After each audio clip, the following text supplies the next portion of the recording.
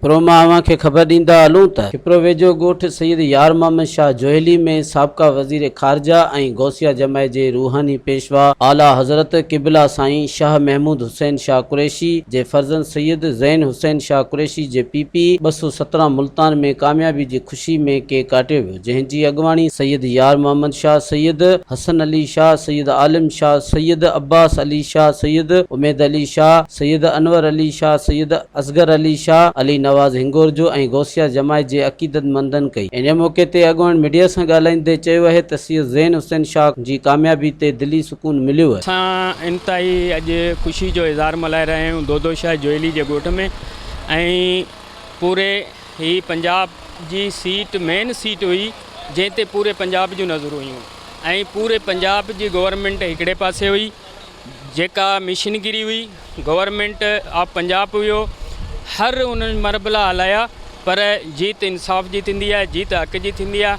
इन ख़ुशी में असां अॼु हिते साईं ज़ैन हुसैन पीपी 217 जी सीट खटण जी ख़ुशी में केक कटियो आहे, मिठाइयूं विरायूं आहिनि, ऐं गौस बहाउद्दीन जो शुक्रियन तौरु ऐं सवाबनि तौरु रोट जेको असां हर साल रोट कंदा आहियूं, असां उहो रोट जेको आहे अॼु हिते कयो आहे।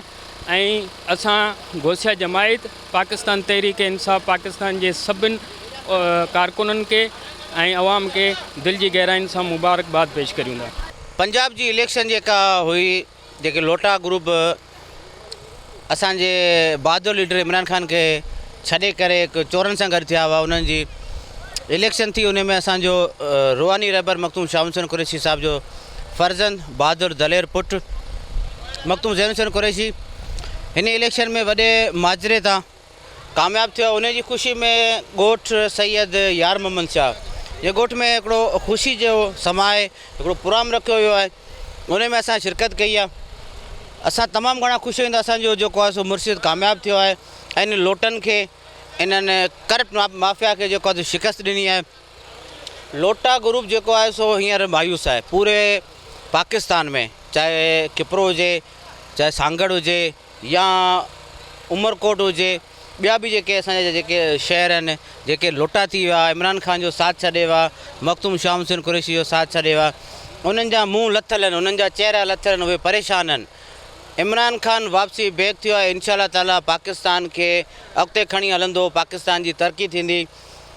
साईं शाह हुसैन कुरैशी इमरान ख़ान हिकिड़े पेज ते सभिनी इंशाअल्लाह पाकिस्तानी क़ौम खे खणी हलंदा। असांखे उमेद आहे त पाकिस्तान अॻिते हलंदो ऐं नालो पाकिस्तान जो रोशन थींदो। मखदूम शाह हुसैन कुरैशी ज़िंदाबाद, इमरान ख़ान ज़िंदाबाद, मखदूम ज़ैन हुसैन कुरैशी पाईंदा। तमामु सुठी थी, असांखे तमामु घणी ख़ुशी आहे जेको सो हींअर पंजाब में PTI विन कयो आहे।